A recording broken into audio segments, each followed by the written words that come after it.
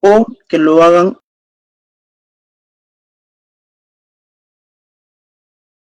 el fiscal, el fiscal, el fiscal.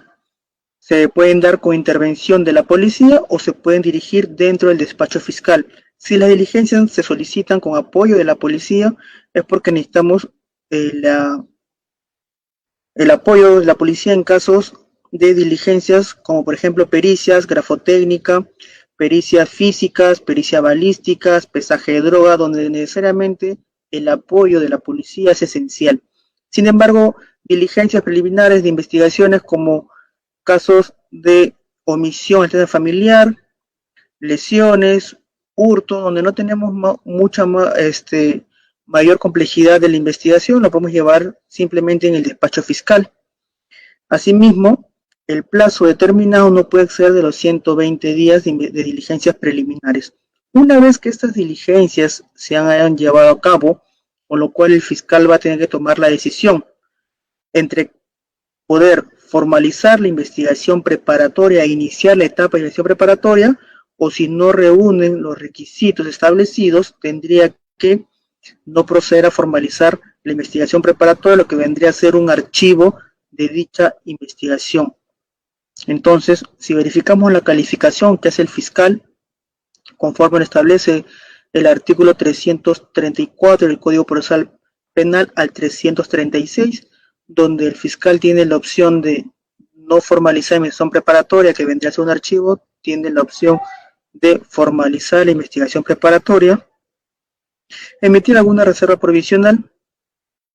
En este caso también podría pronunciarse con un principio de oportunidad o acuerdo reparatorio, lo que conllevaría, si se realiza un principio de oportunidad o acuerdo reparatorio, lo que conllevaría a poder culminar esta investigación con una abstención de la acción penal, es decir, el Ministerio Público no va a continuar con, en este caso, la acción penal, teniendo en cuenta que ya se habría llegado a un acuerdo por principio de oportunidad o por acuerdo reparatorio, lo cual no genera antecedentes y únicamente un pago de reparación civil a favor de los agraviados. Con respecto a, en caso de que el Ministerio Público proceda a no formalizar la investigación preparatoria y en ese caso emite un archivo, la parte agraviada, quien se ve afectada con este archivo de los actos de la investigación, puede también presentar el caso de una queja de derecho,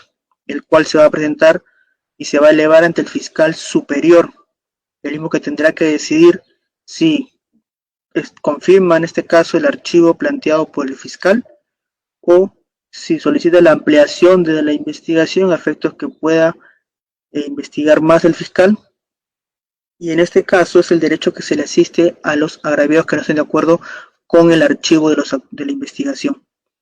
Si se decide formalizar la investigación preparatoria conforme al artículo 336 del Código Procesal Penal, emite o se necesita ciertos requisitos. Primero tendrá que verificar que los indicios recabados en las diligencias preliminares sean reveladores y que vinculen al autor o autores con el hecho delictivo. Segundo, que la acción penal no ha prescrito. Verificar aquí la prescripción ordinaria y extraordinaria, que no haya culminado esta. Si no está prescrito, pues estaríamos dentro de los requisitos establecidos para formalizar la investigación preparatoria. Tercer requisito, que tiene que individualizar al imputado. Tiene que establecerse una individualización del imputado, establecer quién es la persona denunciada y por lo cual, cuál es su participación: autor, coautor, cómplice primario, cómplice secundario, instigador, autor mediato, conforme lo establece el artículo 23, 24 y 25 del Código Penal, que vendría a ser la autoría, coautoría y los grados de participación. Con respecto a una vez cumplido estos tres requisitos solicitados para formalizar la investigación preparatoria, se tendrá que establecer los plazos. El plazo de investigación preparatoria son 120 días, el mismo que puede ser ampliado hasta 60 días más. Esto quiere decir que una investigación preparatoria no puede tener un plazo mayor a 180 días, en el cual se haya dado ya la ampliación de este por 60 días. En casos complejos o que se declare compleja dicha investigación, tendrá un plazo de 8 meses y que se pueda ampliar por 8 meses más. Eso quiere decir que un caso complejo, declarado complejo, no puede exceder de los 16 meses, que es 1 año y 4 meses. Cuando nosotros formalizamos la investigación preparatoria, tendríamos que solicitar diligencias de la investigación preparatoria, las mismas que no deben repetirse de la investigación preliminar, ¿correcto? Estas deben ser pertinentes y útiles, y no deben ser repetitivas. Esto se señala en el artículo 337 del Código Procesal Penal. Y asimismo, una vez llevadas a cabo todas las diligencias a nivel preliminar a cargo del fiscal, el fiscal debe emitir la disposición de conclusión de investigación preparatoria conforme lo refiere el artículo 443, dando así por cumplido su objetivo de haber recabado todas las diligencias solicitadas a nivel preparatorio, y también puede emitir esta conclusión de investigación preparatoria una vez cumplido el plazo, por vencimiento de plazo. Es decir, ya estamos en los 180 días de la investigación preparatoria, la cual ya no tenemos más tiempo para seguir investigando y el fiscal debe pronunciarse en el estado en que se encuentre, emitiendo la conclusión de investigación por cumplimiento o vencimiento del plazo. Eso quiere decir que la conclusión de investigación preparatoria se puede dar por dos motivos: por cumplir el objetivo o por vencimiento del plazo. Si hablamos de cumplimiento de su objetivo, no es necesario esperar los 180 días. De repente a los 120 días ya el fiscal recabó todas las diligencias, o a los 60 o 70 días, y si con eso ya tenemos todos los elementos para pasar a la etapa intermedia, entonces emitimos la conclusión de investigación preparatoria por cumplimiento de objeto en el plazo razonable y establecido que se llevaron a cabo todas las diligencias. Una vez concluida la etapa de investigación preparatoria con esta disposición, el Ministerio Público tiene 10 días, los cuales son para poder emitir su acusación fiscal. Sin embargo, tenemos aquí el plazo que son de 15 días calendario que tenemos para emitir nuestra acusación fiscal. 15 días nos dan para poder emitir esta acusación fiscal por el pronunciamiento de fondo. Si emitimos un requerimiento fiscal de sobreseimiento conforme al artículo 334, tenemos que establecer 4 situaciones específicas sobre un sobreseimiento. En primer lugar, señalar si el hecho no se realizó.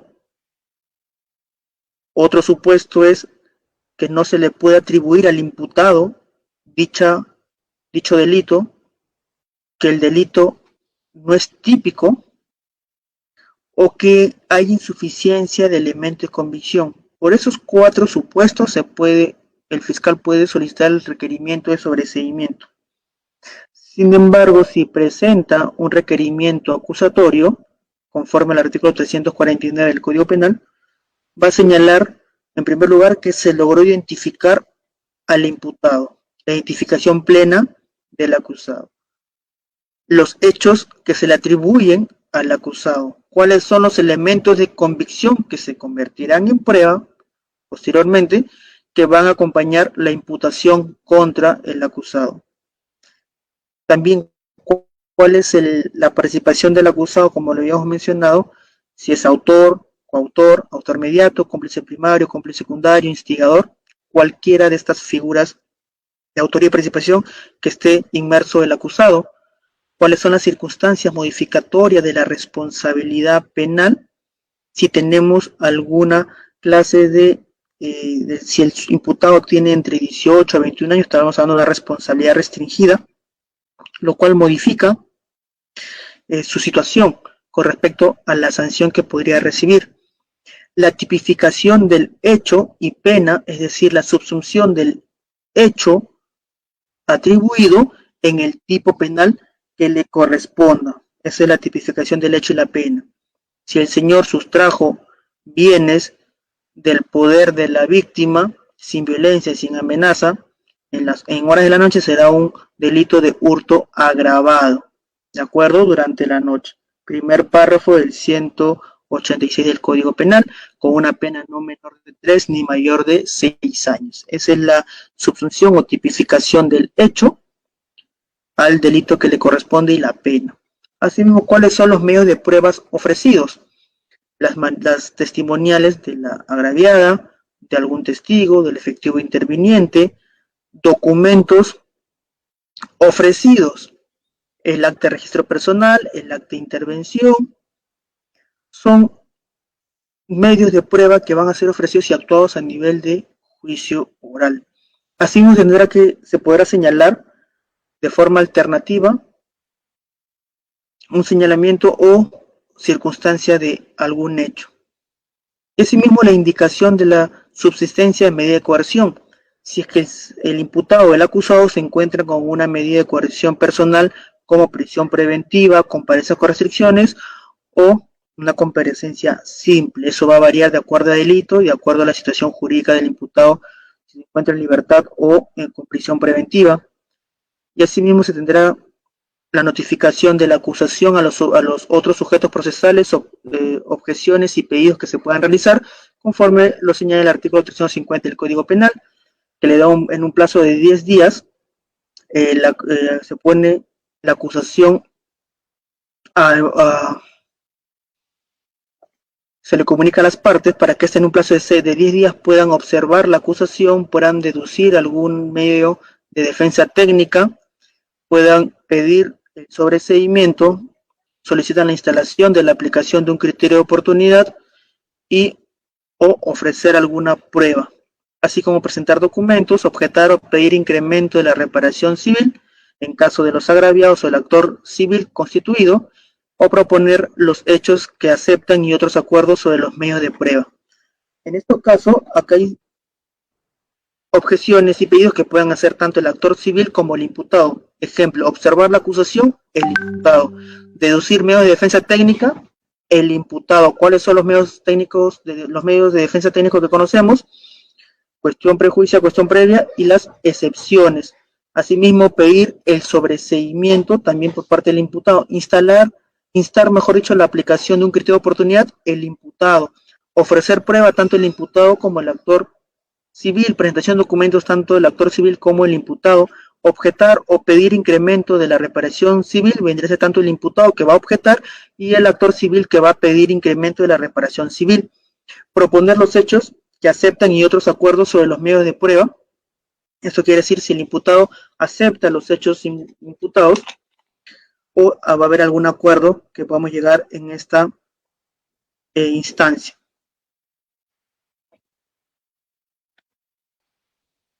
Una vez culminados estos 10 días de plazo que se pone a conocimiento de las partes, la acusación fiscal, se va a llevar a cabo la audiencia de control del requerimiento fiscal de sobreseimiento o la audiencia preliminar de la acusación fiscal. Como habíamos mencionado sobre el sobreseimiento, se va a llevar a cabo esta audiencia de control del requerimiento fiscal del sobreseimiento, donde se va a verificar las resoluciones judiciales de autosobreseimiento emitidas por el juez, donde va a poder también emitir el juez otra opción, que es el ordenar que se realice una investigación supletoria conforme al artículo 346, inciso 5, o simplemente tendrá que emitir un auto de improcedencia del sobreseimiento, lo cual será remitido al fiscal superior, quien se va a ratificar o rectificar sobre el sobreseimiento emitido por el fiscal provincial. Si se rectifica del sobreseimiento requerido por el fiscal provincial, tendrá que ordenar a otro fiscal que pueda acusar, ya que no está de acuerdo con el sobreseimiento planteado por el provincial. Si el Ministerio Público remite la acusación fiscal, la cual fue puesto a conocimiento de las otras partes por un plazo de 10 días, y una vez culminado se llevará a cabo la audiencia preliminar, en el cual va a haber la convocatoria de las partes no antes de 5 ni luego de 20 días. Se solicita la asistencia obligatoria a esta audiencia preliminar del control de acusación del juez, del fiscal y del abogado defensor.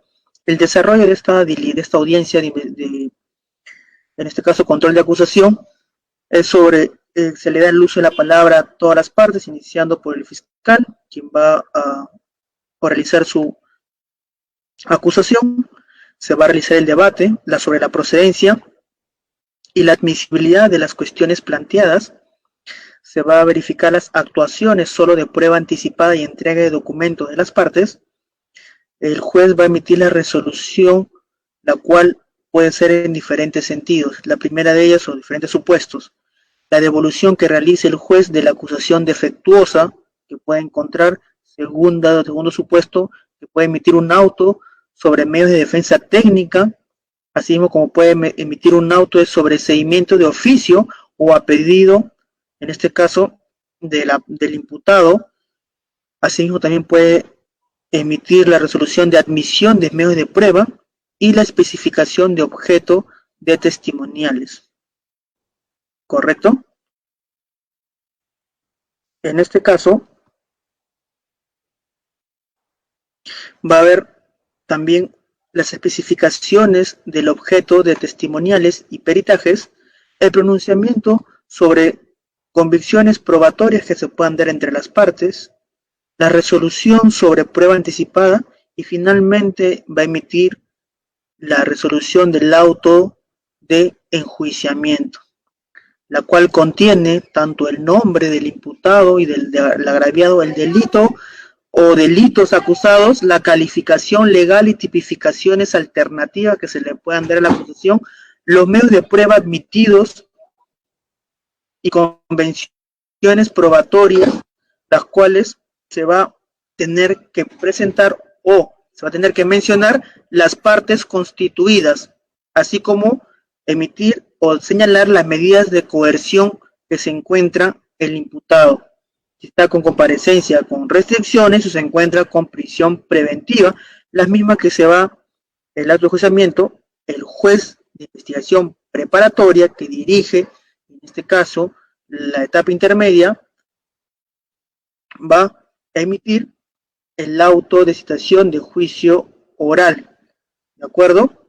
La misma que debe contener la sede y la fecha del juicio oral, emplazamiento a todos los que deben concurrir, y este auto de citación de juicio oral lo va a emitir el juez unipersonal o el juez o los jueces colegiados. Para ello tenemos que verificar los juzgados penales. Tenemos dos juzgados penales en el proceso común, los juzgados colegiados y los juzgados unipersonales. Los juzgados penales colegiados, conforme lo señala el Código Procesal Penal, establece que es comprendido, está compuesto por 3 jueces, el cual establece que ellos podrán ver los casos o los procesos por delitos que tengan una pena en el extremo mínimo mayor a 6 años hacia adelante. Y los jueces o los juzgados penales unipersonales, compuestos por un solo juez, van a conocer casos, ¿de acuerdo?, que sean menores a es decir, los casos que no vean los colegiados. ¿Correcto? La etapa de enjuiciamiento, la etapa de juzgamiento. La etapa de juzgamiento ya no está dirigida por el juez preparatoria, sino está dirigida por el juez unipersonal o colegiado. Y esto lo podemos encontrar en el artículo 356 del Código Procesal Penal al 403 del Código Procesal Penal, donde inicia por un periodo de apertura, el periodo probatorio y finalmente en el periodo decisorio. Vamos a ver estos 3 periodos de forma práctica, rápida y concatenada para una vez nosotros recordar y verificar el proceso penal común, pasemos a las funciones, a las actividades propias de un asistente en función fiscal, lo cual ustedes están en este curso para las convocatorias que debo suponer que ya han visto publicadas en la página del Ministerio Público a nivel nacional, teniendo en cuenta que en diciembre ya entra en vigencia el nuevo código en Lima Centro y Lima Sur. El segundo tramo de convocatorias de Lima Este ya se dieron y también de Lima Norte. Muy bien. Continuando entonces. Nos ubicamos en el periodo inicial de la etapa de juicio oral o de juzgamiento, donde se va a dar o va a iniciar con la instalación de la audiencia, con lo cual para que se pueda instalar una audiencia con un proceso común en el nuevo Código Procesal Penal, sea en un juzgado unipersonal o colegiado, se debe dar la concurrencia imprescindible de las partes, donde vamos a tener aquí al imputado y su abogado defensor, al juez y al fiscal. Las ubicaciones de las partes se encuentran establecidas en el artículo 370 del Código Procesal Penal, donde señala que al frente se encontrará el juez de las partes, el cual se ubica, frente al juez se ubicará el acusado, a su derecha del juez el fiscal y el abogado del actor civil al lado del fiscal, y a su izquierda del juez el defensor del acusado. Esto quiere decir que tenemos aquí a los testigos y peritos en un ambiente continuo. ¿De acuerdo? Correcto. Una vez que se ha instalado la audiencia con la presencia de todas las partes mencionadas, va a dar inicio a los alegatos preliminares por parte del fiscal. El primero en dar sus alegatos será el fiscal. ¿Por qué primero será el fiscal en dar sus alegatos? Porque es la persona, la parte que va a dar a conocer la acusación fiscal o la va a oralizar, es el acusador, por eso que es el primero que tiene que iniciar estos alegatos, en el cual debe contener sus alegatos de apertura, su teoría del caso, así como los abogados del actor civil son los segundos a presentar sus alegatos preliminares. Asimismo, el tercero civilmente responsable y finalmente el acusado. Una vez realizados los alegatos de apertura, donde cada uno debe tener su teoría del caso ya planteada, tenemos aquí también las instrucciones que el juez le va a dar al acusado sobre sus derechos. Es decir, el juez le leerá sus derechos al acusado antes de poder iniciar ya el juicio oral. Alegatos preliminares, que son los alegatos de apertura, el juez le leerá sus derechos, le indicará sus derechos al imputado y le preguntará si admite o no su responsabilidad penal. Si el imputado, en este caso, acepta su responsabilidad penal, el juez tendrá que señalarle cuáles son las opciones que tiene con respecto a una conclusión anticipada de juicio. ¿De acuerdo? Si este es el caso donde el imputado acepta su responsabilidad penal, tendríamos que verificar aquí que esta persona está señalándose responsable, aceptando su responsabilidad, y el juez deberá declarar concluido el juicio oral. De acuerdo, la sentencia de conformidad recoge un acuerdo celebrado entre el fiscal y el imputado de conclusión anticipada de juicio. Asimismo, tendrá que establecer la pena y la reparación civil y las penas accesorias, y si la parte, el actor civil que tiene que verificar lo que vendría a ser la reparación civil no se encuentra conforme, tendrá que presentar su apelación en el extremo de la reparación civil, teniendo en cuenta que la conformidad sobre la reparación civil no va a vincular al juez, ¿correcto? Asimismo, señores, tenemos que si no se da la conformidad del imputado, es decir, él se declara inocente y no es responsable, tendrá que realizarse un ofrecimiento de pruebas, en el cual se va a dar inicio al periodo probatorio, donde vamos a empezar el juicio oral. ¿De acuerdo? En primer término, el juez tendrá que preguntar si hay ofrecimiento de nuevos medios de prueba, en el cual tenemos los señalados en el artículo 373 del Código Procesal Penal, en el cual señala que una vez conocidos estos nuevos medios de prueba presentados por las partes, ¿de acuerdo?, se va a reiterar la oferta de los no admitidos en esta etapa, de la etapa intermedia. La actuación probatoria se va a dar de la siguiente manera, con una secuencia del debate. Por lo cual vamos a ver aquí el orden convencional que tiene de actuación probatoria, en el cual debe primar la oralidad, va también verificarse la intervención del juez, y donde el juez podrá presentar pruebas de oficio o también las que sean a petición de las partes. Para ello, iniciará la declaración del acusado, donde se van a verificar las reglas del interrogatorio, con libertad y oralidad en el relato. Las preguntas directas deberán ser plasmadas de forma clara y las preguntas deben ser útiles, ¿sí? El examen es individual o también puede ser por separado de sus co-imputados, teniendo en cuenta dependiendo de la versión que va a tener que dar o las preguntas del caso que estaríamos teniendo presente. Una vez dada la declaración o el interrogatorio, el examen directo al acusado, vamos a realizar los exámenes a los testigos, donde se va a dar la moderación del interrogatorio por el juez para evitar preguntas capciosas, sugestivas o impertinentes, donde se tendrá que verificar las objeciones que puedan plantear las partes ante estas preguntas, que se puedan formular, el contrainterrogatorio que se va a plasmar en el caso de los testigos van a ser a cargo del abogado del imputado si los testigos ofrecidos son por el fiscal.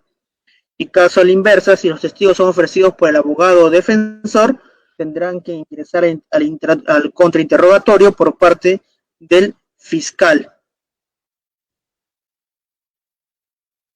Se siguen las reglas para estos interrogatorios, las mismas del interrogatorio del acusado, es decir, que deben ser preguntas directas, claras y útiles, por lo cual también podrán solicitar la objeción de dichas pruebas.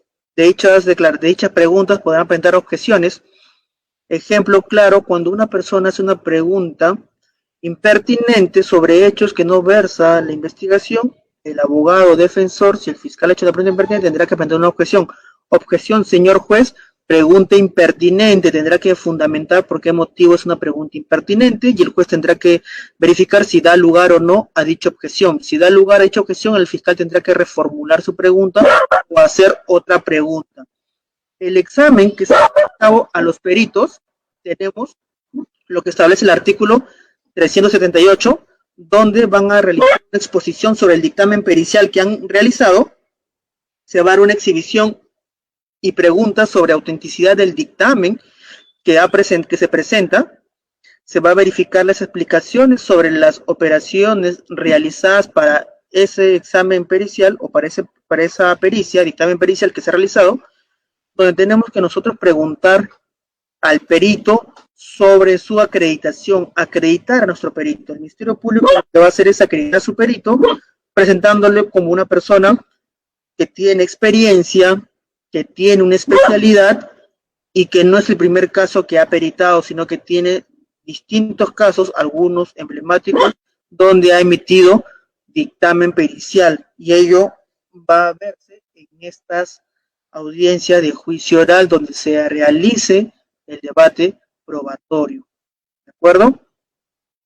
Hay ocasiones ante la ausencia del perito por muerte, porque ya no labore o se encuentre fuera del país y sea imposible su presencia sobre esa pericia, tendrá que oralizarse la prueba documental.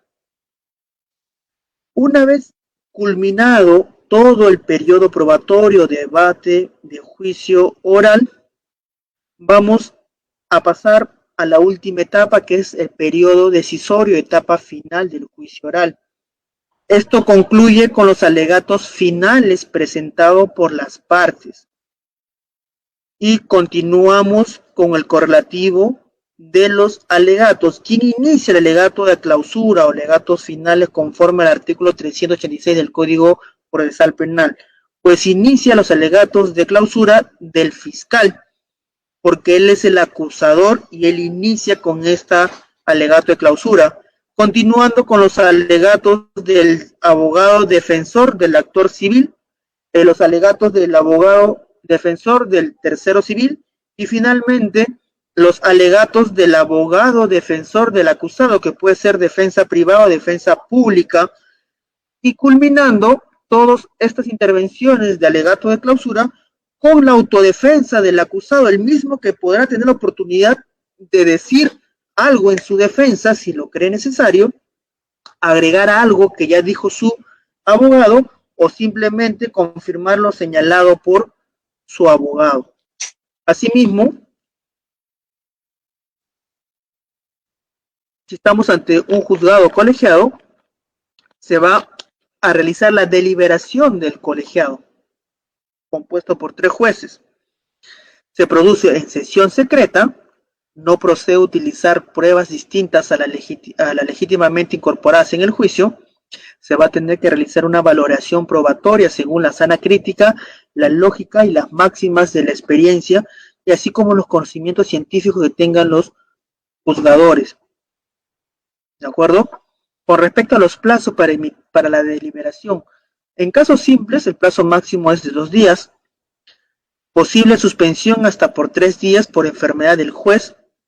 En casos complejos, de acuerdo, el plazo de deliberación puede ser de 4 días, con una posible suspensión hasta por 6 días. Una vez realizada la deliberación en un juzgado colegiado o un juzgado unipersonal, se va a tener que emitir la sentencia. La misma que el contenido de esta sentencia se encuentra regulado en el artículo 394 del Código Procesal Penal, y asimismo la correlación de la acusación conforme al artículo 397 del Código Procesal Penal. La lectura de la sentencia se va a realizar dentro de la sala de audiencias, y si no asiste el acusado a la lectura de la sentencia, en este caso, o ha sido desalojado de la sala por algún comportamiento inapropiado dentro de esta, se va a leer dicha sentencia con la presencia única de su abogado defensor ante la ausencia o si éste ha sido desalojado de la sala.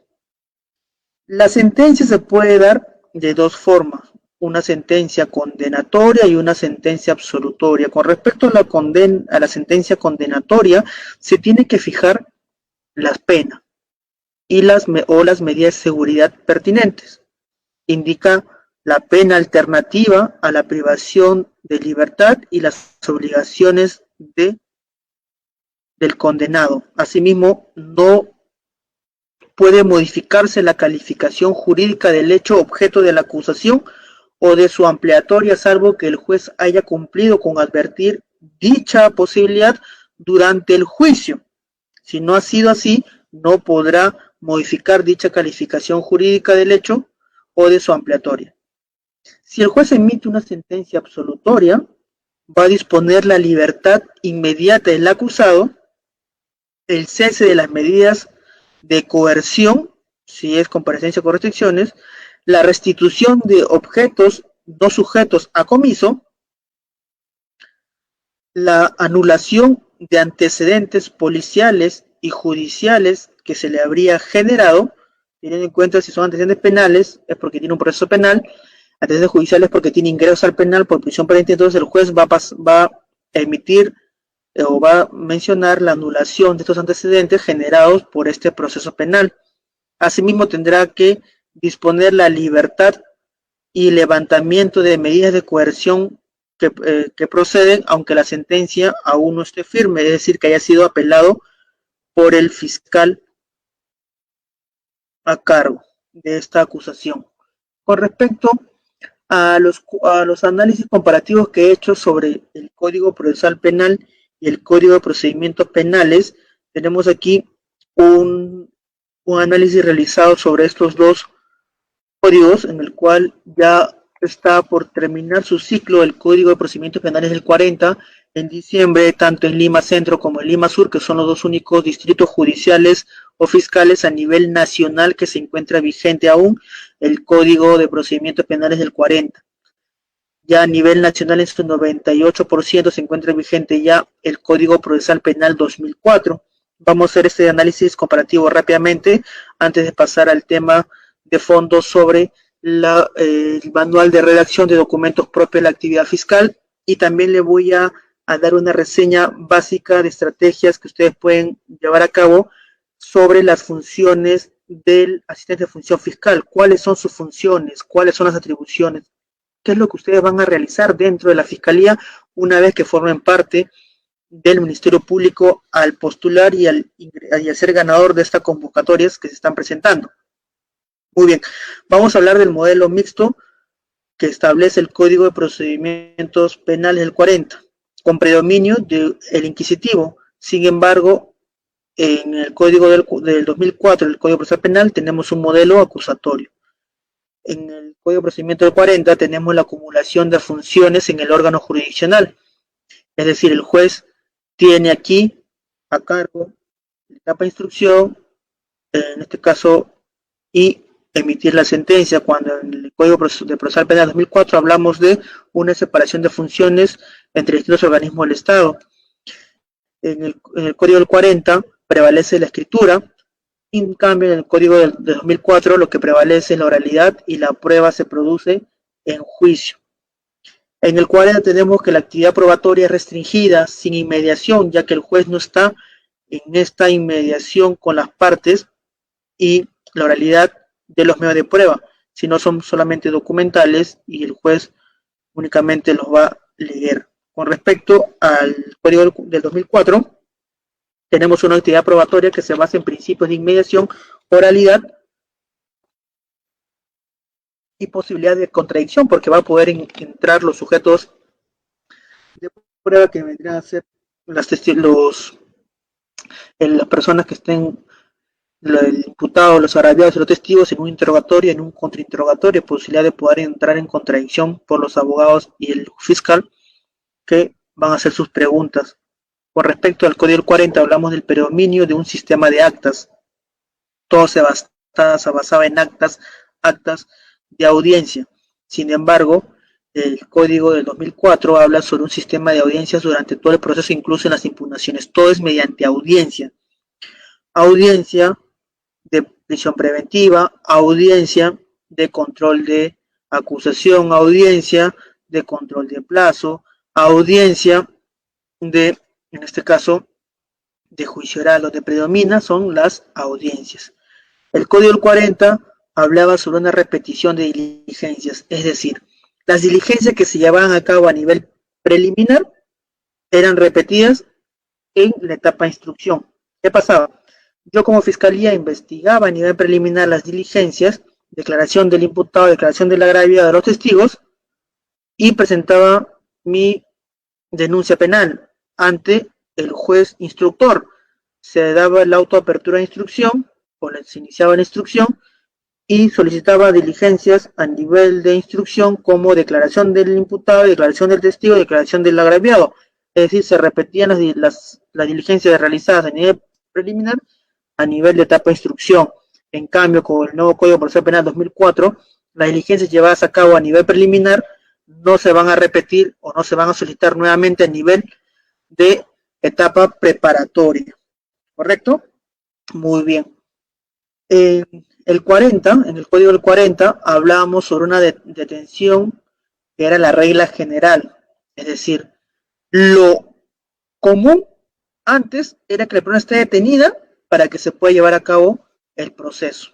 Sin embargo, en el 2004, en el Código Procesal Penal, sobre la prisión preventiva, establece que es una medida excepcional conforme al artículo 268 del Código Procesal Penal y siguiente, que es la prisión preventiva. En la regla general, en los procesos comunes es la libertad, de los procesos se lleven en libertad, y la excepción es la prisión preventiva. En el Código del 40 tenemos el papel de la víctima era restringido, ¿de acuerdo? Sin embargo, en el Código del 2004, que es el Código Procesal Penal, habla sobre el papel más activo de la víctima, donde se le reconoce el derecho a la verdad de la víctima, y sin embargo, en el Código del 40 no admite un sistema de salidas alternativas a la pena con respecto al Código del 40. Sin embargo, el Código Procesal Penal sí admite salidas alternativas a la pena que podemos encontrar conforme al Código Procesal Penal del año 2004. Asimismo, también teníamos la instrucción del 40 que era reservada. Sin embargo, en el Código Procesal Penal 2004 tenemos que es un proceso público. En la etapa, en el Código del 40, el juez era director de la investigación judicial, es decir, el llamado juez instructor. Sin embargo, en el Código de 2004, el Código Procesal Penal, el fiscal es el director de la investigación preparatoria y el juez de investigación preparatoria en la etapa de investigación preparatoria actúa como un juez de garantías, de que vele que se siga con el debido proceso y no se vulneren los derechos del imputado. Si no, se llevaría a cabo audiencia de tutela de derechos. ¿De acuerdo? Muy bien. En el Código del 40 no existe un plazo de investigación preliminar. Tenemos casos del antiguo Código, del Código Procedimientos Penales del 40, que tenían 2 años, 3 años investigándose de 2015, 2016, de 2017, que todavía no han tenido pronunciamiento final, es 4 años de investigación. Están dormidos, guardados, empolvados esas investigaciones fiscales. Sin embargo, con el nuevo Código Procesal Penal tenemos un plazo de investigación conforme al artículo 342. Tenemos 120 días para investigación preliminar con una ampliación de 60 días más, que serían en un total de 180 días, ¿de acuerdo? Perdón, tenemos 60 días de investigación preliminar con una ampliación de 60 días más, que tendríamos preliminar de un máximo de 120 días, que no es prorrogable más tiempo de 120 días, tendrá que pronunciarse fiscal para ver si formaliza esta preparatoria o si archiva. El plazo que está mencionando inicialmente por error era el plazo de investigación preparatorio, que son 120 días que se pueden ampliar por 60 días más, que estamos hablando de un plazo no mayor de investigación preparatoria de 180 días en casos simples. En casos complejos son más días, que son 8 meses de investigación preparatorio, en caso complejo, que se puede prorrogar por el mismo término, que sería hasta 8 meses más, que estamos hablando de hasta 16 meses de investigación preparatoria en un caso complejo. En el Código 40 tenemos la sentencia que adopta en base en lo que informe el expediente, es decir, el juez instructor, que era el mismo que el juez que sentenciaba, solo se basaba en lo que ve en el expediente, ¿de acuerdo? De lo que leía, de lo que revisaba el expediente, en base a eso se basaba su sentencia. En cambio, en el Código Procesal Penal del año 2004, la sentencia se adopta en base a lo que se realiza en juicio. Tanto juez unipersonal o colegiado tendrán que adoptar en la sentencia de todo lo que puedan observar de lo realizado en juicio oral. ¿De acuerdo? Correcto. Entonces vamos a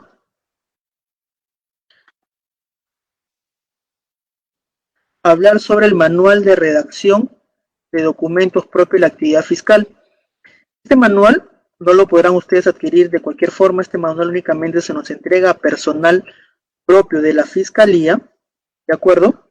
Lo que hemos elaborado en la Fiscalía, en la Escuela del Ministerio Público nos han entregado este material, por lo cual nosotros hemos sido capacitados para poder realizar nuestras funciones, ¿de acuerdo?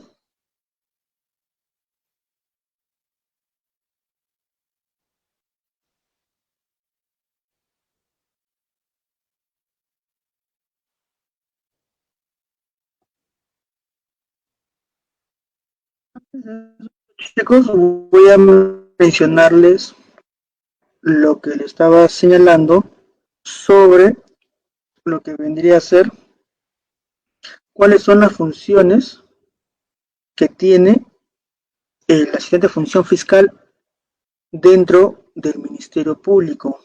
Cuáles son las funciones que ustedes deben tener en cuenta sobre el Ministerio Público, ¿de acuerdo? Esto va a servir para que ustedes puedan señalar de sus funciones y puedan saber cuando se ya ingresen a trabajar en el Ministerio Público cuáles son las funciones que debe cumplir el asistente de función fiscal. Es diferente a las funciones del asistente administrativo. Las funciones que ustedes deben cumplir como agente de función fiscal, si tienen donde anotar, apunten por favor lo que les voy a decir, eso no se encuentra en ninguna clase, eso se encuentra en el ROF y en el MOF del Ministerio Público para agentes de función fiscal, agente administrativo, fiscal adjunto, fiscal provincial, cuáles son sus actividades o funciones que deben realizar. El agente de función fiscal debe realizar la primera función, elaboración de proyectos de disposición, providencias, denuncias, así como de los diversos requerimientos a ser presentados ante el órgano jurisdiccional. Es decir, ustedes, como agente de función fiscal, deben realizar providencias, disposiciones, requerimientos. Tienen que confeccionar las notificaciones. Ustedes saben que todas las disposiciones se notifican, ¿de acuerdo? Tienen que realizar el registro en el sistema de gestión fiscal. El sistema que nosotros manejamos es el SGF o sistema de gestión fiscal. En el antiguo código se utilizaba el sistema CIAF, en el cual una vez que registren el sistema de gestión fiscal deberán ingresar y verificar la información de los casos en el sistema informativo y mantenerlo actualizado. Cada actuación que nosotros realicemos de cada caso deberá ser registrado o subido en el sistema SGF.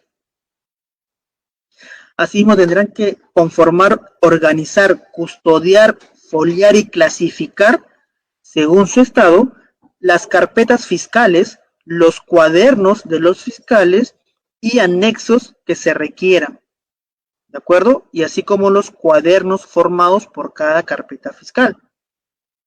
Entregar los depósitos administrativos, voucher o similares respecto a las reparaciones civiles de los beneficiarios. Custodiar las evidencias y bienes relacionados con los casos, con las investigaciones, y asegurar así los documentos hasta su remisión a la oficina que corresponda. Deberán apoyar en la redacción de actas bajo la dirección del fiscal. Elaborar y mantener actualizada la agenda fiscal. Tendrán que apoyar al fiscal en la recepción de denuncias verbales, teniendo en cuenta que cuando una persona viene a denunciar a la fiscalía un hecho sin documento, es decir, una denuncia verbal, ustedes tendrán que apoyar al fiscal en la recepción de estas denuncias verbales, es decir, redactar la denuncia verbal y dentro del acta de denuncia que se va a realizar. Apoyar en las labores de turno fiscal conforme a la necesidad de servicio. ¿En qué manera van a apoyar ustedes en la labor del turno fiscal? El Ministerio Público, cuando realiza turnos fiscales, el fiscal adjunto, el fiscal provincial, es el que va a las diligencias dentro de la dependencia policial, donde se lleva a cabo declaraciones, investigaciones, pero ustedes tendrán que apoyar en dichas labores en la elaboración de estos requerimientos, de gestionar la entrega de los documentos, llevar el oficio al juzgado, recabar las pericias de diferentes entidades que se requieran con inmediatez. De esa forma se apoya a las labores propias del turno fiscal. También ustedes tendrán que certificar las copias que disponga el fiscal. Cuando algunas personas soliciten copia certificada de los actuados o de cierta disposición o requerimiento, ustedes tendrán que sellar la certificación con sus datos de cada hoja que se le va a entregar a las partes.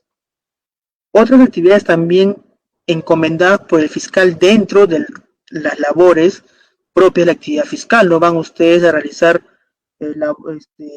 actividades que le pide al fiscal que no tienen nada que ver con su función. La función fiscal no es el que le trae el café al fiscal, no es que le va a comprar la tienda al fiscal, esas labores no, ¿de acuerdo? Sino netamente de sus funciones, ¿correcto? Muy bien. Asimismo tendrán que ustedes confeccionar los reportes estadísticos mensuales de la carga laboral.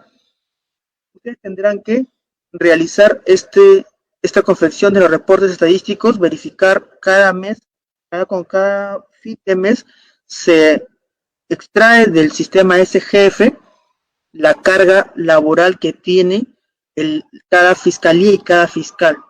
Como cada fiscal adjunto y cada fiscal provincial tiene un asistente con el que trabaja directamente, este asistente es responsable de verificar los reportes estadísticos de la carga mensual del fiscal, tanto la carga que tiene el fiscal como la carga recepcionada, la carga pendiente en plazos, porque tenemos un semáforo verde, ámbar y rojo con respecto a los plazos. Verde que todavía estamos dentro del plazo, ámbar que está por vencer el plazo y rojo que están vencidos el plazo. Esa información deben ustedes como de función fiscal revisar. Es como que todos los ciertos interdiarios revisar los plazos, cuáles se van a vencer. Indicar al fiscal, señor fiscal, estos plazos, estas carpetas, estas inversiones están por vencer los plazos. Pueden solicitar una ampliación o tendrán que pronunciarse ya al vencimiento total del plazo de la investigación. También tendrán que extraer del SGF la información correspondiente para elaboración de los informes requeridos por la presidencia de la Junta de Fiscales Superiores y demás órganos fiscales superiores que soliciten información. Esas son las funciones que debe realizar un asistente de función fiscal. Son varias, ¿verdad? Son muchas, yo lo sé.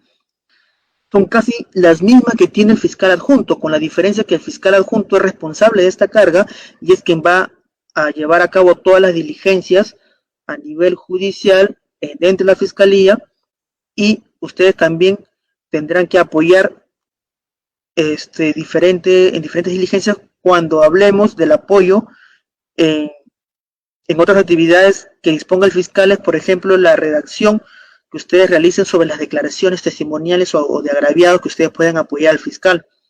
Teniendo en cuenta que el fiscal tiene que realizar las preguntas y ustedes apoyan en la redacción. Son apoyos propios de la actividad fiscal, pero no significa que ustedes tienen que tomar declaración, sino la declaración lo toma el fiscal, tanto adjunto como provincial, pero ustedes pueden apoyar en la redacción para que sea la diligencia mucho más rápida y se lleve a cabo de una forma efectiva.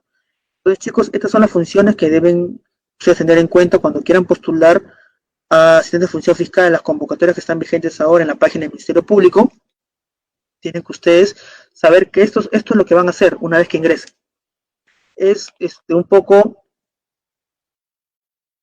complicado para algunos de ustedes adaptarse a todas estas nuevas funciones que no han tenido antes, si es que no han trabajado antes en el Ministerio Público, no han practicado. Pero si ustedes vienen de afuera siendo abogados de empresas privadas o de otras entidades públicas como el Poder Judicial, municipalidades, de otras áreas, y desean ingresar al Ministerio Público, tienen que tener en cuenta estas funciones. El conocimiento del Código Procesal Penal que está vigente a nivel nacional. Ya ingresa a Lima Sur y Lima Centro en diciembre. Entonces estamos hablando que prácticamente en 3 meses está a nivel nacional completamente entrada en vigencia el nuevo código. Tienen que conocer el nuevo código, tienen que conocer el derecho penal, parte general, parte especial. Tienen que saber la elaboración de redacción de documentos propios de la actividad fiscal. Este manual que se le va a enviar a los que están inscritos en este curso especializado, seminario de asistente de función fiscal, le va a servir. Les digo porque con este manual yo como fiscal adjunto me he capacitado en la escuela del Ministerio Público.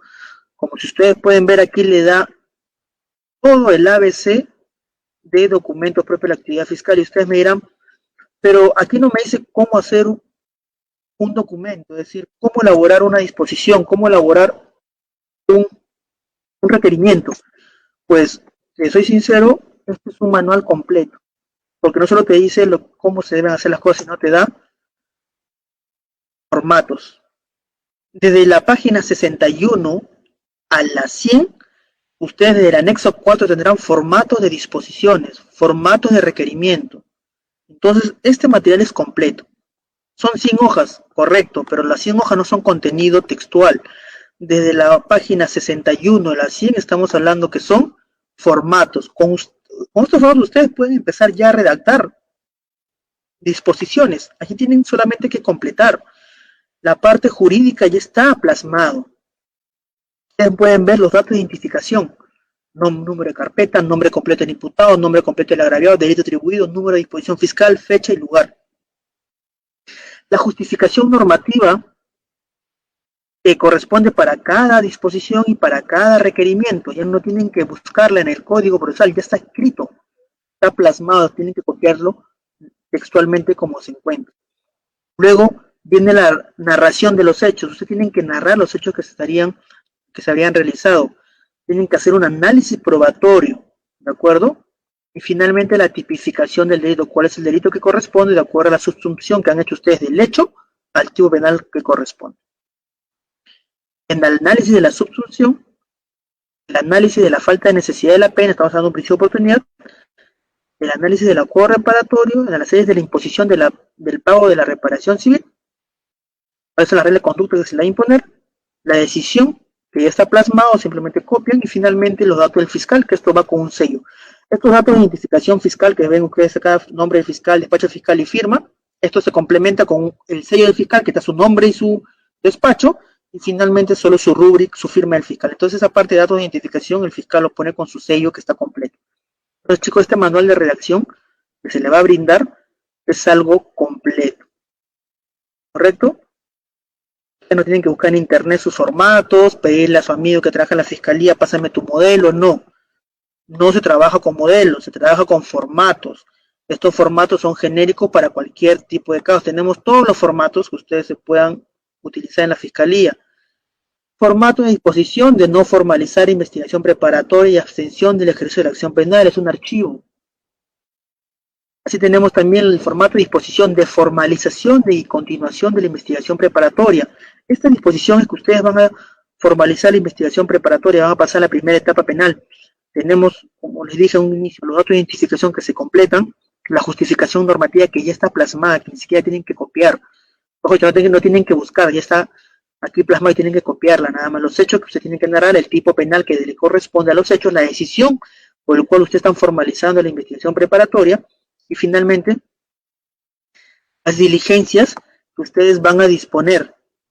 No se deben repetir de la investigación, de la apertura de investigación preliminar, ¿de acuerdo? Entonces tenemos aquí, chicos, estos anexos. Primero quería explicarles esos anexos antes de entrar a tallar sobre este manual, para que ustedes puedan verificar que nosotros estamos dando un material completo, ¿de acuerdo? Este diplomado, este curso seminario también se dicta en diplomado. Nosotros dictamos diplomado especializado para asistentes en función fiscal y también diplomado especializado en el nuevo Código Procesal Penal, lo cual consta de 8 sesiones. Este diplomado tiene un valor de 120 horas académicas plasmadas para que ustedes puedan, con esta certificación, postular a cualquier convocatoria del Ministerio Público para asistentes de función fiscal, porque es requisito indispensable y se le solicita en las convocatorias tener certificaciones de diplomados, cursos especializados sobre nuevo código o función fiscal, porque para ese cargo estarían ustedes postulando.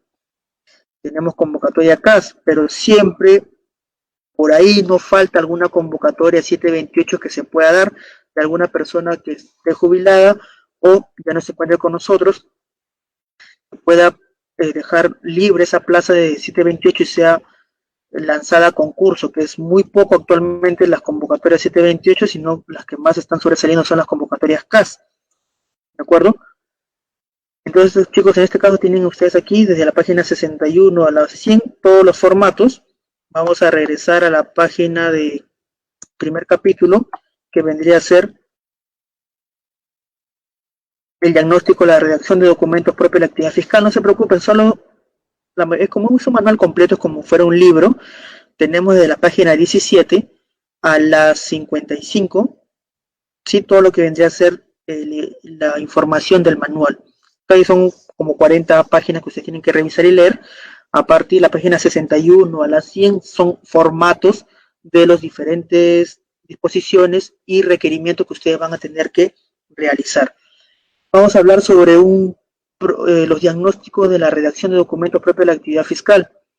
Vamos a ver qué problemas, qué deficiencias se han encontrado en los documentos redactados por fiscales o asistentes de función fiscal en lo largo de esta actividad propia de nosotros, que ha ido mejorando y cambiando en el transcurso del tiempo, pero hemos hecho un análisis de cuáles son las falencias, las deficiencias que se encontraron en estos requerimientos y disposiciones por fiscales.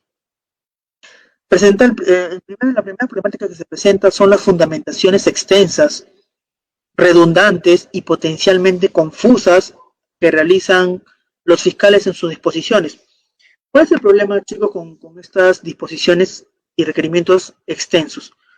En el argot de la Fiscalía, del Poder Judicial, lo llamamos sábanas. Las sábanas, que son contenido extenso de una disposición que confunde al receptor de esta disposición o requerimiento, que no entiende absolutamente nada y que tiene que buscar a un abogado, no para que lo patrocine, sino para que le explique el contenido de esta disposición o requerimiento emitida por el fiscal. Y lamentablemente eso trae problemas de que la comunicación no sea fluida y clara y lo que está siendo notificado no sea entendible por el receptor de esta disposición.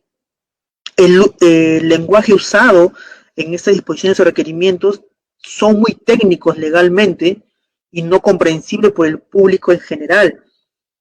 El abogado tiene la mala práctica de utilizar palabras muy técnicas que hacen confundir o no puede entender o comprender el receptor, que es una persona común y corriente, la mayoría de secundaria completa, sobre lo que queremos expresarle.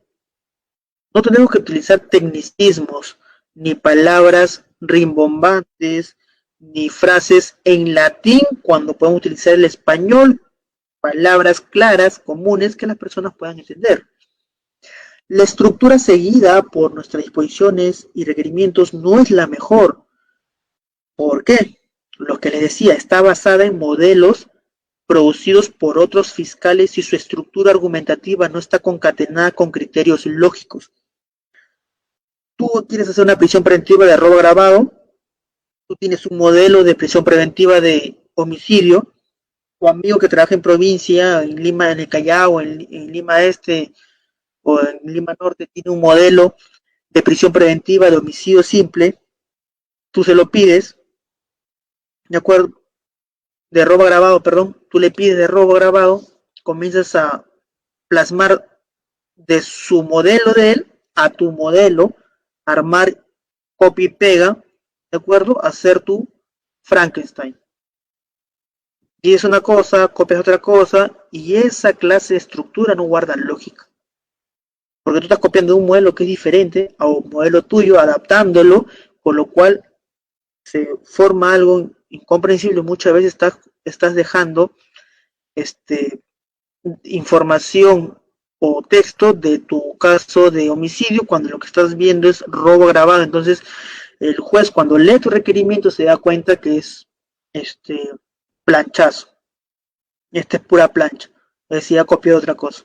Y es feo que el fiscal vaya a una audiencia donde su documento esté lleno de errores, en el cual tenga que subsanarlo oralmente y no queda bien el fiscal. Yo les digo por experiencia propia que lamentablemente cuando nosotros asumimos casos que no nos compete por jurisdicción, sino que son del antiguo código, que tenemos que ir a audiencias que no se llevaron a cabo y que son nuevos fiscales los que están a cargo ahora, que las disposiciones, los requerimientos presentados tienen deficiencias que tenemos que oralizarlas para poder tratar de ocultar o evitar esos errores plasmados anteriormente, ¿de acuerdo? Lamentablemente no siguen la secuencia de los hechos, se usan términos que no se entienden, son innecesarios, redundantes, mal empleados, el estilo rimbombante y extenso ya no es efectivo. En ocasiones no se usa una voz sonora y esto dificulta la comprensión del texto por parte de los receptores. No se citan literalmente frases o dichos de los testigos con su propio lenguaje que demuestran probatoriamente el caso legal. Los fiscales traducen estos testimonios con un lenguaje adornado y pierde eficacia. Les explico. Si una persona en su manifestación, un testigo, dice algo, ustedes tienen como fiscal o asistente que está redactando la manifestación, cita textualmente lo que dice con sus propias palabras, porque ese testigo es agraviado, lo que dice en su manifestación, cuando lo sienten a declarar en juicio, lo va a decir con sus propias palabras, no va a leer lo que dice tu declaración. ¿Se dan cuenta? Un caso práctico, les voy a contar con lo que puede pasar. Si yo le voy a tomar la declaración a un testigo sobre un caso de homicidio, que es un testigo presencial, y yo le pregunto, ¿usted puede narrar los hechos que presenció el día 11 de noviembre del año 2020 a las 13 horas. Es decir, le estoy preguntando a usted qué hechos vio o qué es lo que vio el día de ayer, 11 de noviembre a la 1 de la tarde. Y el testigo me dice lo siguiente. A la 1 de la tarde yo estaba fuera de mi casa y vi que el imputado Juan Pérez le disparó al señor Carlos por la espalda con una pistola y se dio la fuga el señor Juan Pérez. Entonces, ¿qué dice el testigo? Que él vio cuando estaba fuera de su casa que Juan Pérez le disparó al señor Carlos por la espalda con un arma de fuego y se dio a la fuga. Una línea o línea y media puntual fue el testigo. No dijo nada más, no agregó ninguna frase más, ninguna palabra más. Yo estaba fuera de mi casa, vi cuando Juan Pérez le disparó por la espalda a Carlos y se dio a la fuga. Eso fue lo que vio el testigo, eso fue lo que dijo. Sin embargo, el fiscal cuando escucha esa respuesta, no le convence las palabras utilizadas por el testigo y va a darle un mejor sentido, algo más bonito. ¿Y de qué forma va a decir los hechos? Lo siguiente.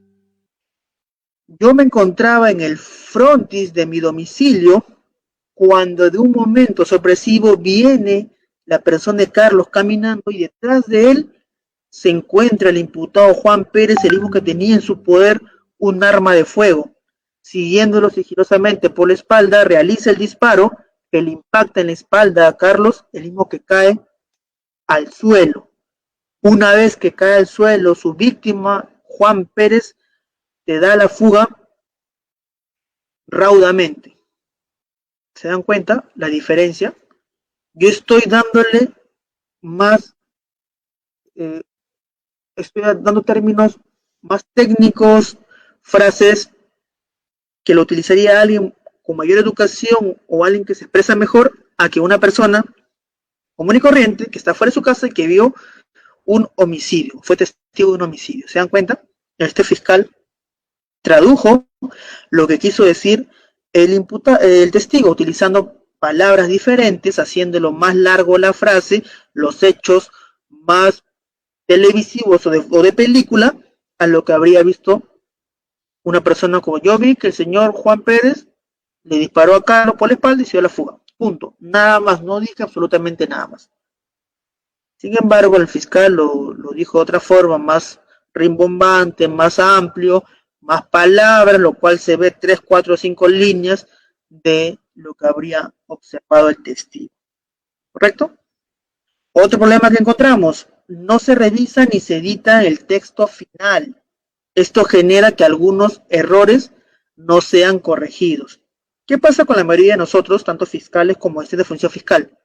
Y ustedes también, para que no cometan este error, se los digo.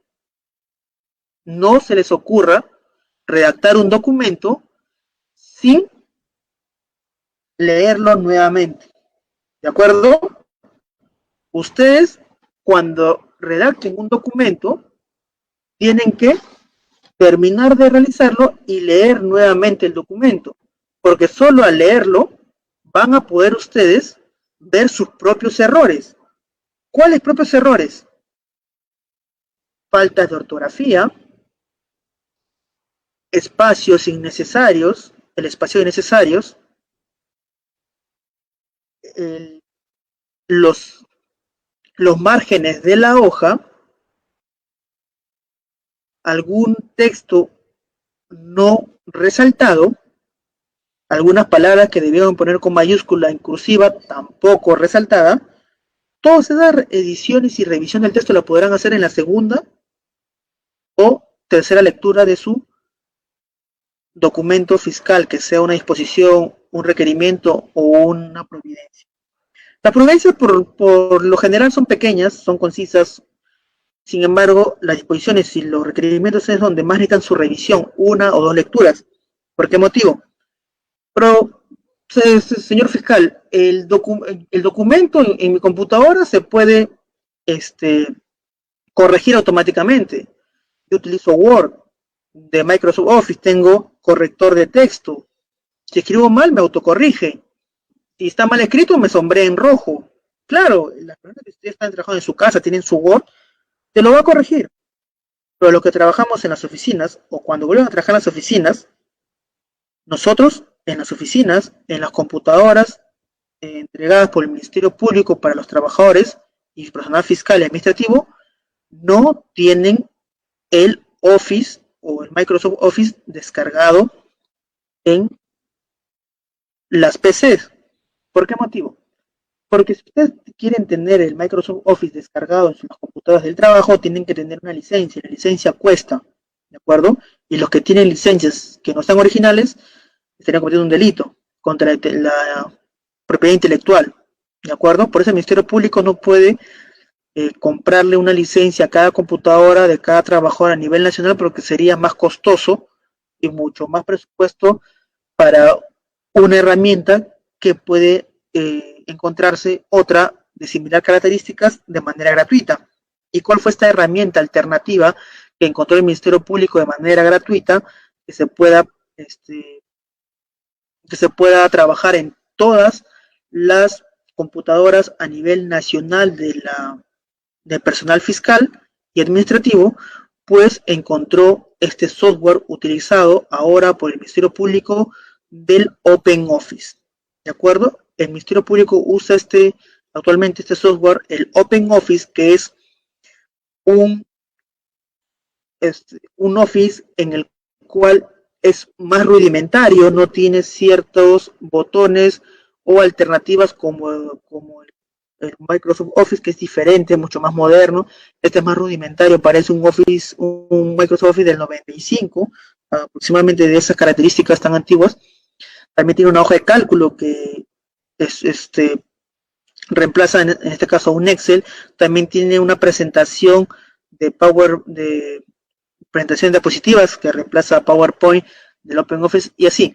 Entonces tenemos este software del OpenOffice que está instalado en todas las computadoras a nivel nacional de la Fiscalía, que no tiene editor o control ortográfico, que no corrige las faltas ortográficas. Si usted escribió mal, no sabe escribir la palabra, no se lo va a corregir automáticamente, por lo tanto quedará con esa falta ortográfica. También el personal administrativo y fiscal no tiene acceso a páginas de internet, porque tenemos el conocimiento que la mayoría de páginas de internet son de ocio. Entonces el Ministerio Público tiene internet en las computadoras para la red y para páginas especiales como el peruano, el SPIG. Sin embargo, para otras páginas de navegación está bloqueado el acceso. Página de descargo, ni siquiera el WhatsApp web funciona en ninguna computadora, ni siquiera de los fiscales. Entonces tenemos que aprender a trabajar con estas limitaciones que nos dan para concentrarnos en nuestra actividad. Sin embargo, el tema de las fallas ortográficas, espero que ninguno de ustedes las tenga, porque esto puede ser por una escritura rápida, porque el teclado no me ayudó y se escribió doblemente la misma letra, o presionó la H pero no tecleó bien. Puede ser de que por la velocidad de la escritura se te pase una u otra palabra. Sin embargo, eso se corrige cuando tú lees nuevamente tu texto, ¿correcto? Pero si no tienes la costumbre de revisar una o dos veces tu texto, o no tienes la facilidad de la ortografía bien dada, que algunas palabras que no sabes cómo se escribe, tú mal lo escribes como tú crees, y se va a quedar plasmado con un error, realmente eso te hace quedar mal a ti como profesional, porque ¿sabes? Si somos abogados, la forma de escritura, la ortografía nos enseñan en el colegio. En la universidad no te enseñan ortografía, ¿de acuerdo? Te enseñan redacción, que es diferente. Te enseñan lenguaje jurídico, que es completamente distinto a la ortografía que todos debemos haberle llevado muy bien en el colegio. Los que tengan problemas de ortografía tienen que llevar cursos de poder revisar algunas palabras de ortografía. O en el celular tienen Google, googleen la palabra, si ustedes no se recuerdan y encuentren la palabra correcta, usen sinónimos de una palabra que tal vez no recuerdan cómo se escribe. Están ustedes concentrados en un caso importante, te puedes bloquear, no encuentras la palabra correcta o no recuerdas cómo se escribe la palabra, simplemente googlea la palabra o utilizas un sinónimo de dicha palabra para poder sobrepasar ese impasse. ¿Correcto? Tienes que saber ingeniártelas. Lo peor es cometer fallas ortográficas que si el fiscal no revisa tu documento y no te hace corregir ese error y lo firma nada más el documento, ese documento va a ir al Poder Judicial. Si es una disposición va a ser notificado a todas las partes, y qué vergüenza que el agraviado del imputado, cuando lee el documento, que es una persona común y corriente, se dé cuenta que tú has escrito mal, pero quien escribió mal para el imputado, para el agraviado, para el juez fue el fiscal, porque ese es quien firma. ¿Se dan cuenta? Entonces tengan mucho cuidado con eso. Bien, para culminar con este curso especializado o seminario sobre la Agencia de Función Fiscal, vamos a hablar directamente sobre cuáles son los documentos que ustedes deben realizar en su actividad fiscal. Este manual se le va a entregar, se va a enviar, creo que vía correo, lo que me informaron los encargados del instituto. Sin embargo, ustedes los tienen aquí para que puedan revisar y leer. Voy a hablar únicamente de los tipos de documentos elaborados que se encuentran en el capítulo 4 de este manual, para que ustedes sepan qué son las disposiciones, cuándo se hace una providencia o cuándo un requerimiento, ¿de acuerdo? Muy bien. Entonces, sabemos que el Código Procesal Penal es del año 2004. Sin embargo, recién entró en vigencia en el año 2006, en Guaura. Fue la primera corte a nivel nacional que se ingresó la vigencia del nuevo Código Procesal Penal. Muy bien. El Ministerio Público, en el ámbito de su intervención en el proceso, dicta disposiciones, providencias y formula requerimientos. Vamos a ver en 5 casos donde se va a emitir disposiciones. ¿De acuerdo? Se van a dictar disposiciones para decidir, en primer lugar, el inicio, la continuación o el archivo de las actuaciones. Ejemplo, el inicio de la investigación preliminar, la continuación de la investigación preparatoria o el archivo de las actuaciones de la investigación preliminar.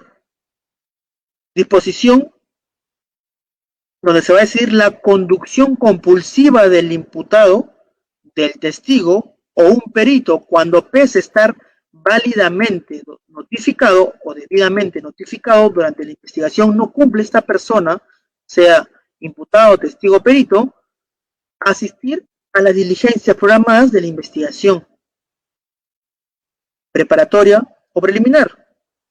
Entonces el fiscal va a solicitar la conducción compulsiva del imputado, del agraviado o del testigo o del perito para que pueda llevarlo a la sede fiscal y se le tome su declaración. Tercero, se va a dictar disposición para solicitar la intervención de la policía a fin de que realice actos de investigación. Cuarto, se van a dictar disposiciones para la aplicación del principio de oportunidad y o acuerdo reparatorio. Y también se dictarán disposiciones para cualquier otra actuación que se requiera expresa motivación dispuesta por ley. Las providencias. Muy bien, las providencias se van a dictar únicamente para ordenar materialmente la etapa de investigación. Por ejemplo, si un abogado se apersona a la investigación, se tendrá que emitir una disposición, formular un requerimiento o una providencia, pues tendrá que emitirse una providencia. ¿Por qué motivo? Porque esta providencia va a dar cuenta de lo presentado por el abogado del imputado, el mismo que se está personando, señalando domicilio procesal, y solicita que se le remitan copia de los actuados. Entonces, el fiscal va a emitir o va a dictar una providencia para dar cuenta de que ha sido recibido el escrito presentado por el abogado imputado, el mismo que se apersona a la investigación, señala domicilio procesal, señala correo electrónico, señala teléfono, señala casilla electrónica y solicita se le entregue copia de los actuados para tomar conocimiento pleno de la investigación. Entonces, para eso se emite una providencia que se va a dictar para ordenar materialmente la etapa de investigación, tanto preliminar como preparatorio.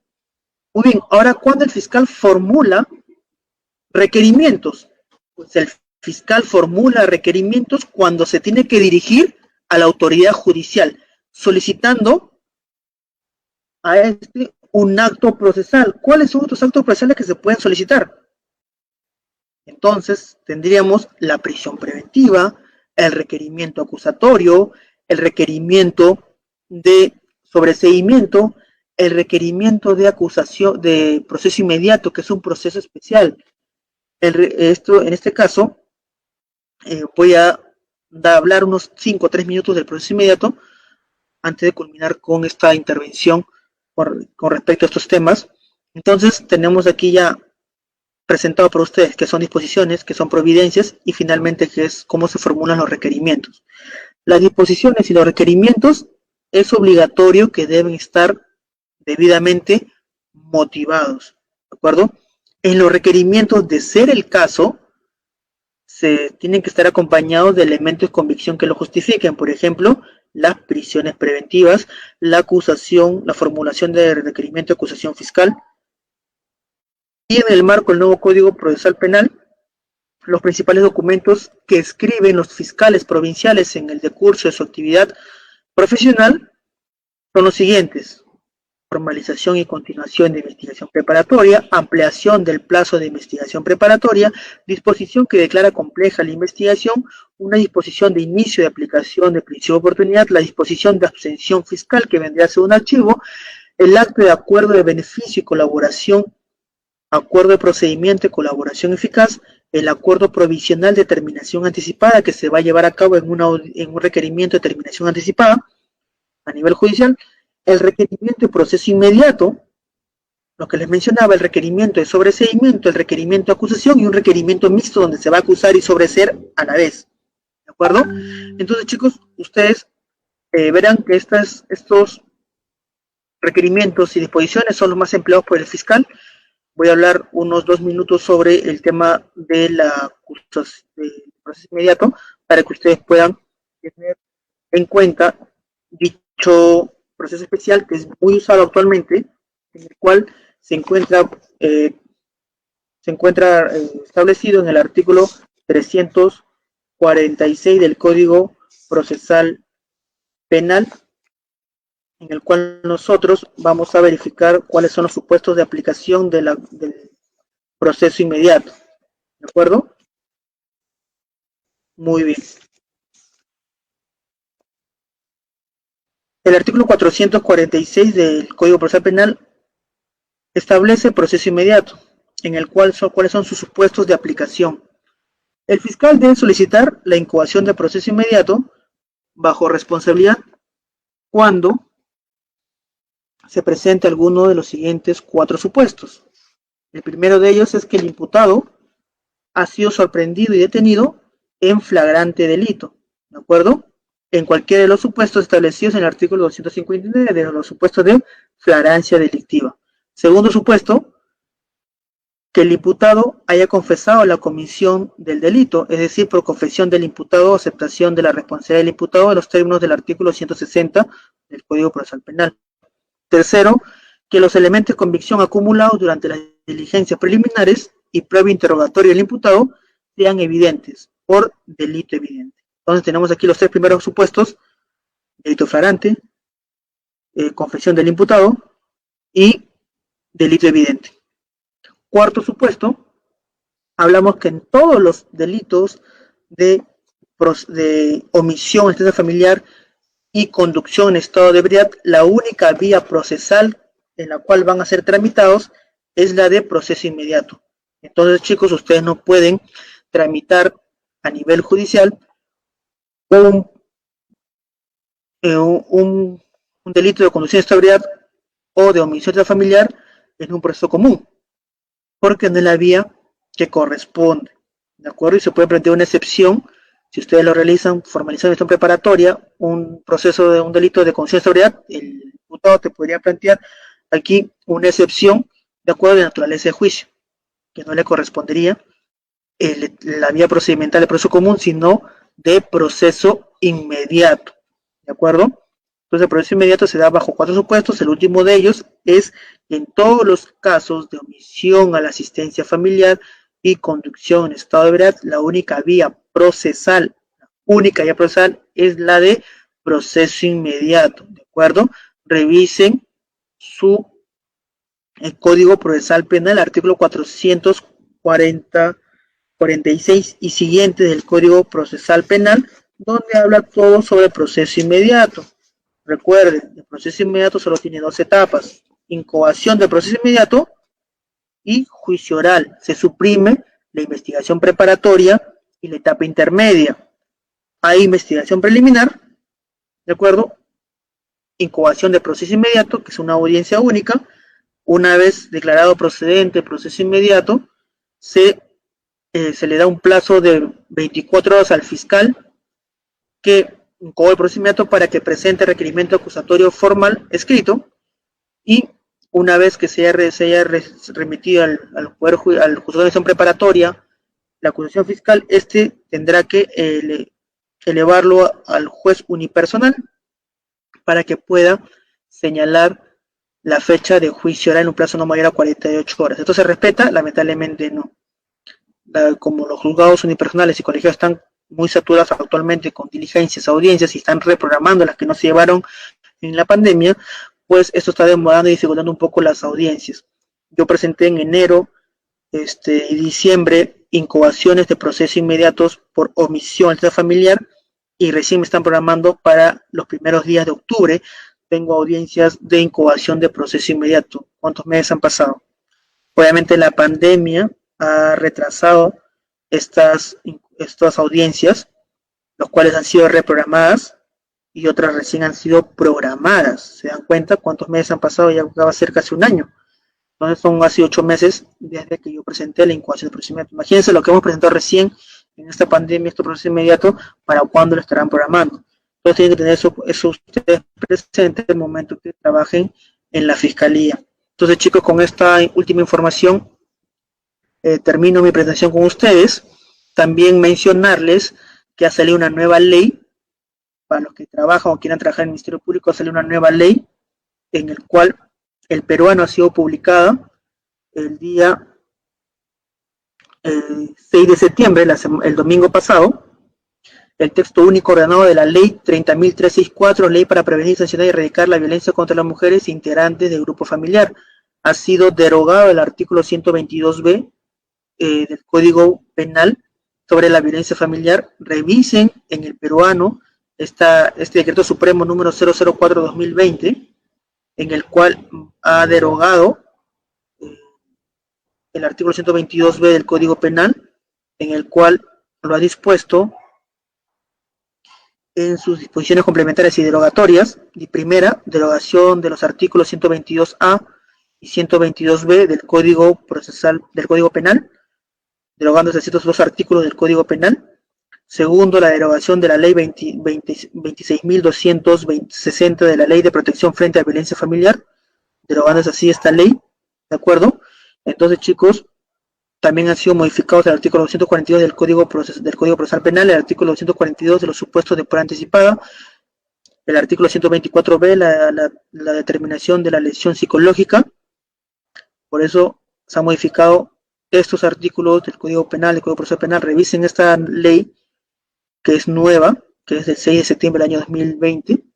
Les digo para su conocimiento personal, y eso también lo tenemos que tener nosotros presentes, porque tenemos procesos pendientes de violencia familiar. Se ha modificado.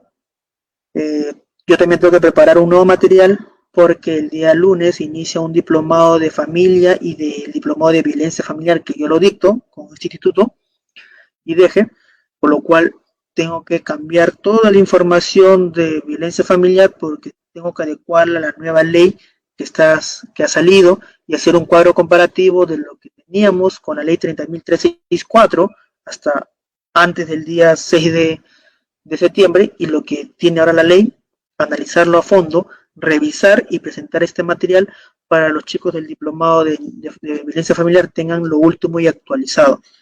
Así como yo, ustedes tienen que actualizarse, revisar su código, revisar las leyes, hacer grupos de estudio donde estén actualizándose con todas las modificatorias. Porque si ustedes están desactualizados, cuando vayan a las entrevistas del nuevo Código Procesal Penal, de las convocatorias para hacer función fiscal, van a dar una mala presentación, porque los fiscales que estén en la entrevista que ustedes van a pasar no le van a preguntar cosas pasadas, cosas actuales.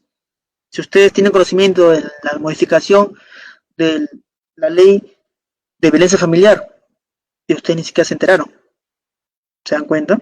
Entonces ustedes tienen que estar actualizados. Hay convocatorias para fiscalías especializadas de violencia familiar. Tienen que saber todo lo referente a violencia familiar. Diplomados, información, leer libros, la ley, el reglamento, todo eso tienen que verificarlo. Actualmente con la modificatoria ya no se va a aceptar el informe psicológico del CEN como medio elemento de convicción, sino tiene que ser del Instituto de Medicina Legal. Antes aceptaba con el reglamento, ahora dice que ya no. ¿Por qué motivo eso se ha modificado? Porque tantos denuncias a diestra y siniestra con una carga elevadísima que tenían las fiscalías especializadas, las fiscalías del antiguo código, esto ha hecho de que se pueda evaluar de una forma distinta estos casos. ¿De acuerdo, chicos? Entonces con esto me despido con ustedes. Lean, revisen, actualícense, inscríbanse en los cursos, en los diplomados, para que puedan tener información actualizada. Este material, léanlo en íntegro sobre redacción de documentos propios de la actividad fiscal. Es un manual muy completo, muy didáctico. A partir de la página 61 a la 100 tendrán todos los formatos que ustedes necesitan para empezar a redactar documentos fiscales. Si todavía no trabajan en la fiscalía y quieren practicar con estos documentos, tienen estos formatos. Invéntense un caso, ustedes planteen el caso y comiencen a desarrollarlo con estos formatos y así poco a poco tendrán que practicar y cuando lleguen a trabajar en la fiscalía pues será mucho más fácil porque ustedes ya saben cómo se redacta una disposición, un requerimiento acusatorio, un requerimiento de proceso inmediato que es no es tan difícil de hacerlo y ustedes lo van a producir muy rápido. ¿De acuerdo, chicos? Me despido con ustedes. Nuevamente mi nombre es Cristian Miguel Guerra Soto. Soy fiscal adjunto del Distrito Fiscal de Lima Este. Tengo 3 años y medio como fiscal adjunto en este distrito. Tengo experiencia en el Ministerio Público ya desde 2014 como asistente de función fiscal. Así como ustedes quieren ingresar, hacer línea de carrera dentro de la fiscalía, ser asistente, ser fiscal y así seguir ascendiendo, que es lo ideal que toda persona que ingresa a la fiscalía quiere realizar. No creo que nadie de ustedes se quiera quedar solamente 20, 10 años como asistente de función fiscal, sino que ustedes buscan desarrollarse y hacer una línea de carrera. Se exige compromiso, vocación de servicio y que ustedes tengan ganas de seguir aprendiendo, porque un abogado siempre va a seguir aprendiendo y actualizarse de todo lo nuevo que salga en la materia de su especialidad. Con ese consejo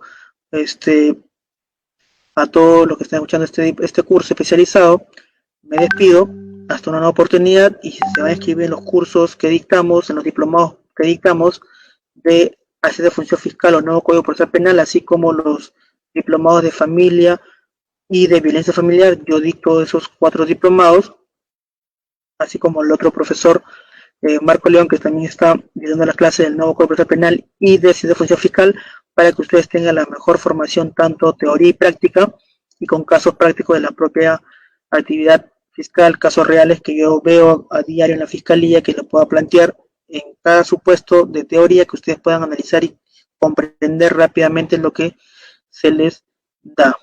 Muy bien, chicos, con eso me despido. Hasta luego. Nos vemos en otra clase, en otra transmisión. Hasta otra oportunidad. Gracias.